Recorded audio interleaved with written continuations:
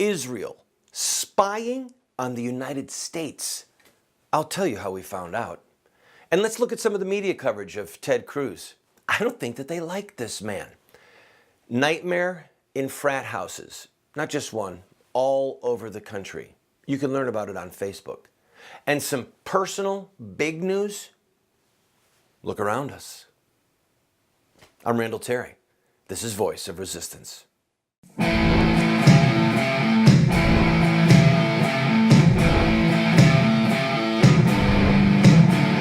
Those who forsake the law praise the wicked. Those who uphold the law resist them. Welcome to the Voice of Resistance. Here's your host, Randall Terry. Welcome to the broadcast, friend. Well, here we are. We are here in the studio, and we're not quite done, but we're so close that we decided we would go ahead and broadcast with one camera from our studio, which is also my library. At least it's a part of my library. And as you look around, I want you to know that this facility, where we are, this reflects in part, in large part, who I am as a man, who I am as a student of the scriptures, a student of history, who I am as a musician, who I am as a broadcaster. It reflects travels that I've been on. I mean, almost every single thing that you see in here has meaning. So for those of you who are new viewers of the program, we have been in a very trying year and a half. My son, Michael Winston, was diagnosed with cancer, and we had to leave everything in our studios up in West Virginia and come here on a moment's notice. Then there were so many complications that we decided we had to just move here permanently. And thus began the almost year-long project of tearing everything down, rebuilding here. I want to thank everyone who has prayed for our son, and he's still on daily chemotherapy. So far, his prognosis looks good. I want to thank everyone who has given financially to help us get to this place. We are still not done. We were able this past week to buy one teleprompter. We still need to buy another teleprompter. We have a whole bunch of computer needs that we have to address. But I'm thankful to the Lord, and I'm thankful to His people for having gotten this far.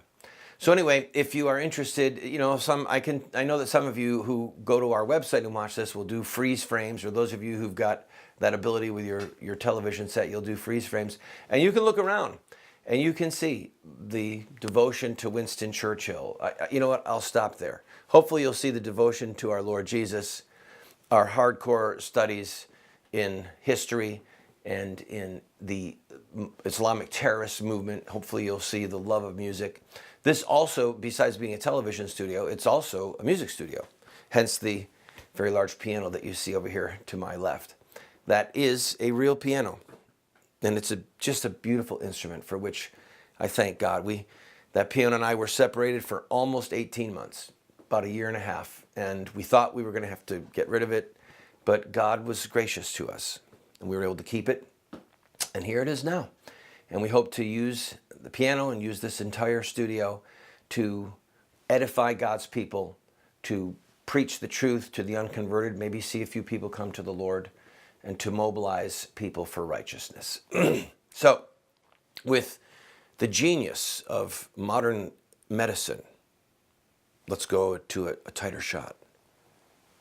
It's actually not medicine, it's actually television, but I digress.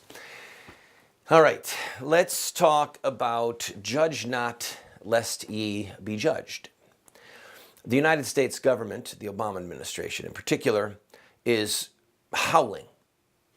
Obama's people are howling their lungs out because they figured out that Israel was spying on us. Now, they haven't told us exactly how. Okay, but they realized that Israel was spying on us because they were getting some of the inside information of the deal that the U.S. is negotiating with Iran, which will result in the Iranian government obtaining nuclear weapons.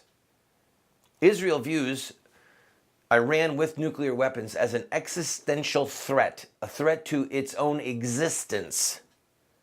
And so they want to know what's going on in the deal. Somehow they worm their way in. And guess how we found out? Because we were spying on them. Our intelligence people spy on Israel all the time. And while our people were spying on Israel and captured some data from Israel, they looked at the data and said, wait a minute, those are the talks that we're having with Iran. They shouldn't know what this says. They're spying on us. So they're giving us this outrage, but they found out that we were being spied on by the Israelites, by the Jews rather, and by Israel, because they were spying on Israel. Does that smell like hypocrisy to you? Let me just say this one thing.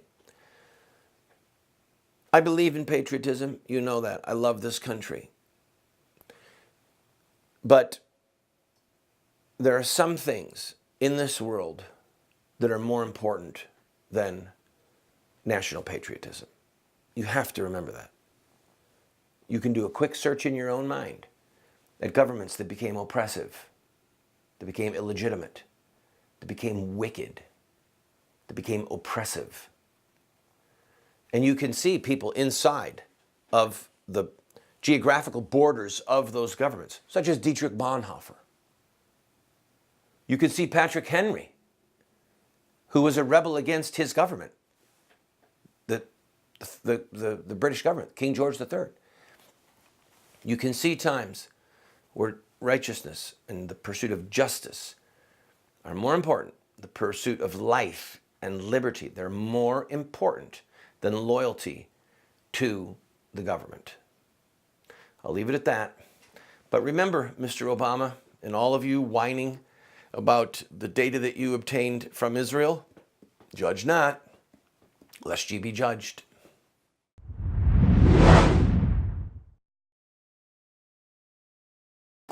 Hey, everyone's been asking me, when's Unstoppable coming out on DVD? Well, it's here.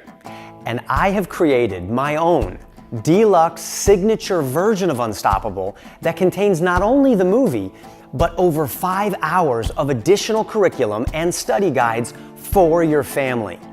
It's perfect for your homeschool, educational facility, small group Bible study, and family devotions. And I'm going to share with you some of the spiritual warfare that surrounded the release of this film. This box set also includes extended scenes, new music videos, the inside scoop on the whole Facebook controversy. So what are you waiting for? I made this special version with my family in mind, and I know your family will be blessed by it too. Unstoppable 2.0 Deluxe Signature Version, available only here at KurtCameron.com. I can't wait for you to experience what's inside.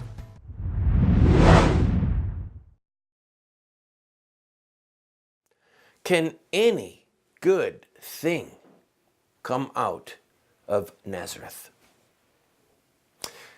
That's the question that certain people at the time of Jesus asked to be completely dismissive of whether or not Jesus was in fact the Son of God.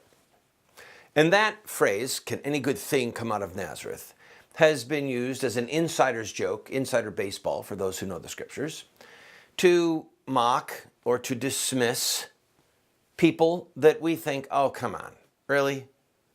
This person's going to do what? This person thinks what? The funny thing is that something really good did come out of Nazareth. Something earth-shattering. The God-man. The Son of God, God the Son. And so sometimes, as we see in the example of our Lord's life, there are people who do extraordinary things. And people on the ground around them are dismissive. A prophet has no honor except, a prophet has honor except amongst his own kindred or in his own neighborhood. It's been interesting to watch the way people have treated Ted Cruz. I'm talking about the major media. And the arrogance of these people it's almost breathtaking. They are frantic to be dismissive of Ted Cruz. And because Ted Cruz is the only one who's formally announced, right now he has the playing field. He's getting an enormous amount of coverage. He's doing the rounds. He's on the talk shows. And I'm going to make a little personal note about this in hopes that it blesses you. Then we'll bring it around back to Ted Cruz. If I could weave a little story about myself in here. I knew a man, me, back in the mid-1980s. I was in my 20s, and the Lord put in my heart the vision for a massive movement of civil disobedience. It became known as Operation Rescue. I founded and led Operation Rescue. And early on, the Binghamton Police Department sent one of their sergeants into my office to interview me and to probe me. And then that officer made a formal document, it might have been 2 or 3 pages. Somehow it came up in one of our court cases years later.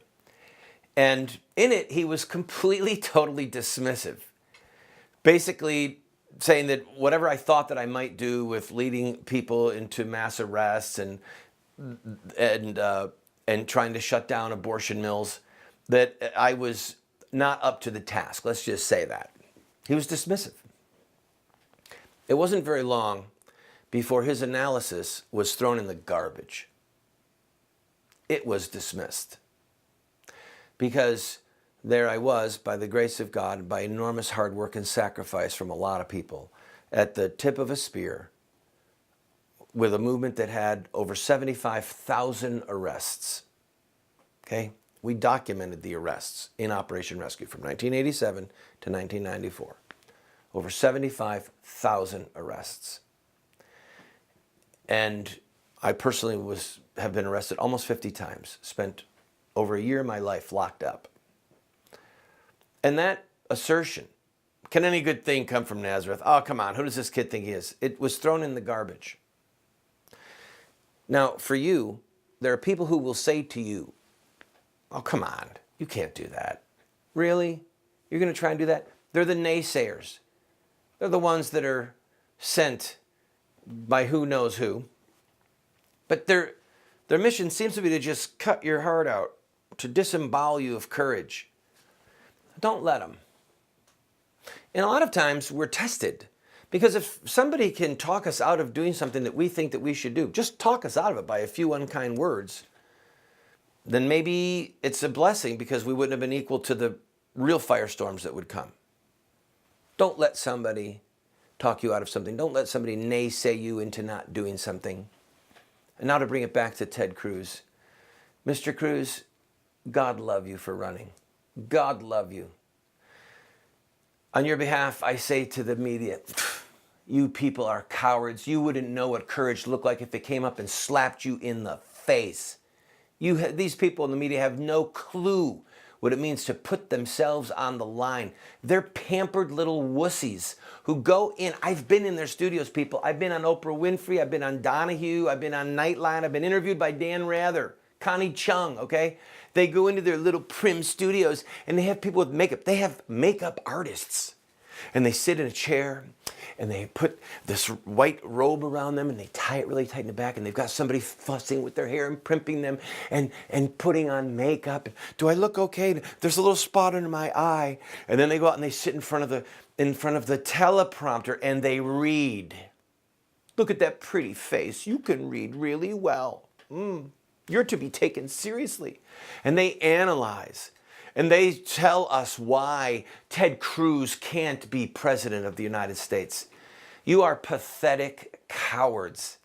And you're like the people of Jesus' day who said, can any good thing come out of Nazareth? Yes, it can, in spite of your best efforts to stop it.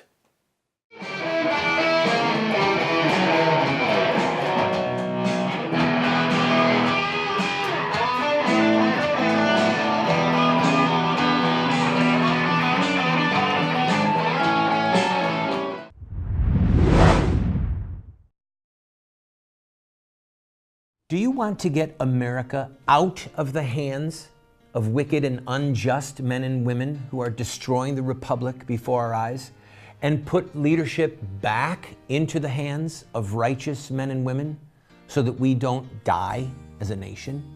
Well, you're talking about social revolution, and there are rules in social revolution. we can look at the victorious social revolutions of the past, such as the end of slavery, the end of child labor, women's voting rights, the end of segregation, and so much more, and learn from their victories. Look at their actions, their images, their rhetoric, their sacrifices, and their final fruit. We will send you this series that originally cost $129, 7 books for students, 1 teacher's guide, if you'll give a gift of any size and just pay for shipping and handling. Take advantage of it today.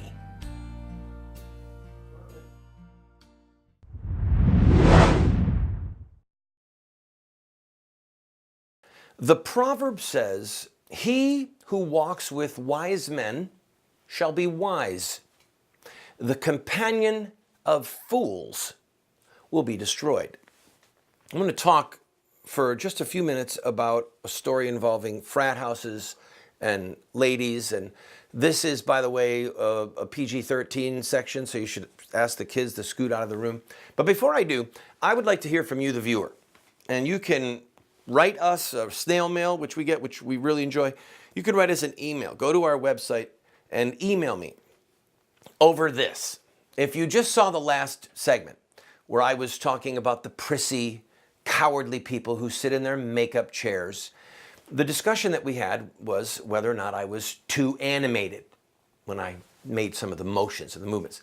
So I'd like to rethink and reassess. No, I won't do that. I'll restate my assessment of these people. And of course, I'm speaking of the people that are sitting under their perfectly lit studios, similar to this one, who before they go, they've got their notes in front of them and they, oh my goodness, they can read a teleprompter. And before they do that, they sit in their chair, in their well-lit chair with a big, huge mirror. I've been in these makeup rooms, okay? I've been on the major network shows, CNN, Fox, CBS. I was interviewed by Dan Rather himself for 60 Minutes too. I was interviewed by Leslie Stahl for 60 Minutes, okay? I've been there. And so these people sit there with people doting all over them. People putting pretty little white curtains almost around them to keep one fleck of makeup from getting on to their perfect clothing. And they primp and they put makeup on them and they have hairspray. Yeah, incredible amounts. They could burn their own hole in the ozone layer with the amount of hairspray that some of these people use. And they come out pompous and proud and oh so wise. And they begin to read the teleprompter. And they tell us why people like Ted Cruz or Ronald Reagan could never be elected. And they gut the Christian community. I expect John King and some of these cowardly, primped, well-dressed, pampered fools who teleprompter readers, I expect them to speak against a Ronald Reagan or a Ted Cruz. The problem is when conservative religious broadcasters take the bait. Rush, Sean, others have been doing a great job calling out broadcasters, saying, look, don't take the bait. Just because CNN or MSNBC says that Ted Cruz is unelectable, don't take the bait. The American people get to decide who's electable. They said that about Ronald Reagan. He was unelectable. And it turns out he was the most popular president we've had in at least half a century. All right? So what I want to hear from you, the viewer, is do you like the more acted out contempt for the media personnel? Or do you prefer where I just use words and I sit here in a more stilted fashion? Let me know. I like the acting out part, but it might not be appropriate for TV. It might be that for TV I need to be more stilted, more in control. All right, a quick word on frat houses. Actually, you know what? We should take a break, huh? All right, let's take a break. When we come back, I want to touch base on something that is very troubling. And for those of you with young children that are approaching college age, I want to speak very directly with you, okay? About the safety of our daughters and the safety of our sons. Don't go away.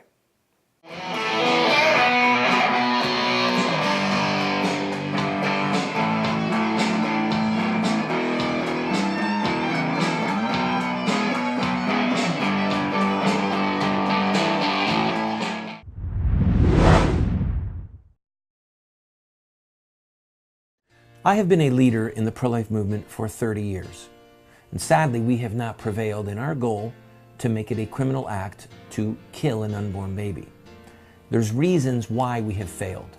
I wrote this book, A Humble Plea, to Catholic bishops, to evangelical clergy, and to lay people, explaining where we went wrong and what we have to do to prevail. We've made this available as a PDF online for free. I encourage you to go and download your own copy. Why does a nice guy like me keep getting thrown in jail? I have been arrested almost 50 times and spent over a year of my life locked up in various prison facilities. And I wrote a book, many books. In fact, one of them is called Why Does a Nice Guy Like Me Keep Getting Thrown in Jail? It's a theological work, answering those who say that the church should not be involved in politics or that we should retreat. I encourage you to get it. In fact, get one and give it to your pastor.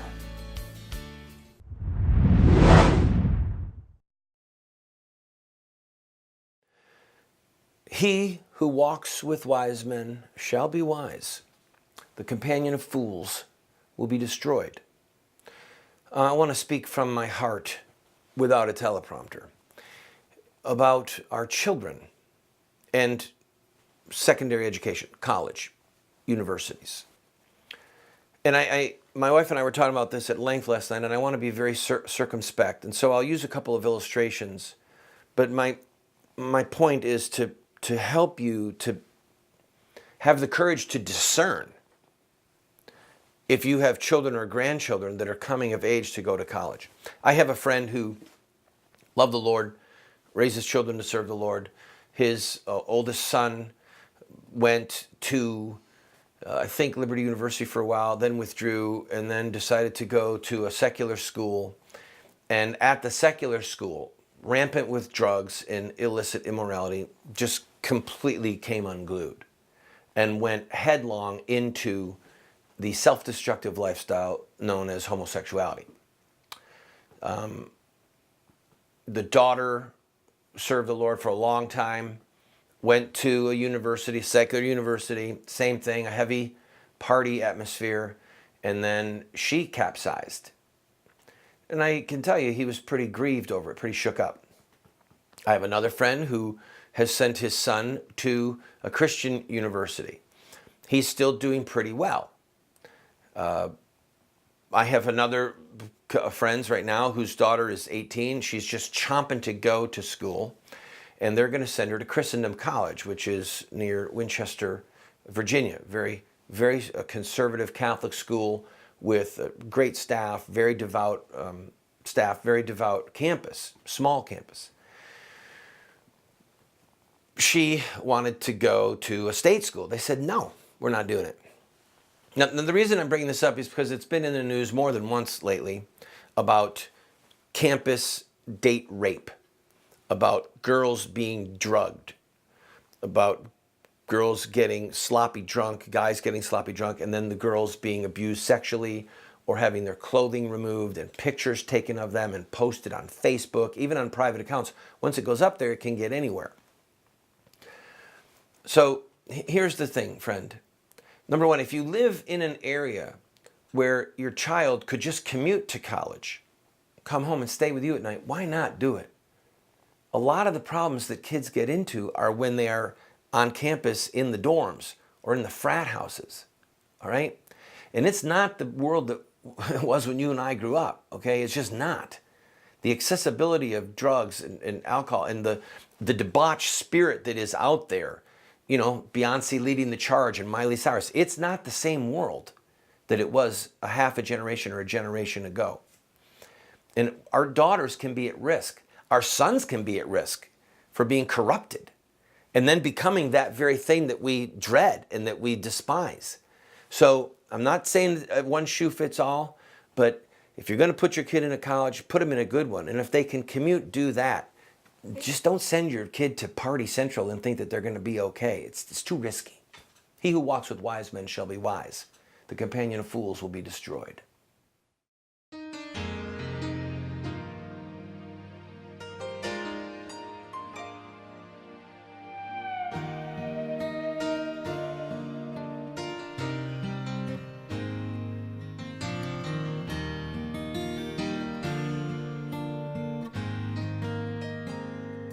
Mm-hmm.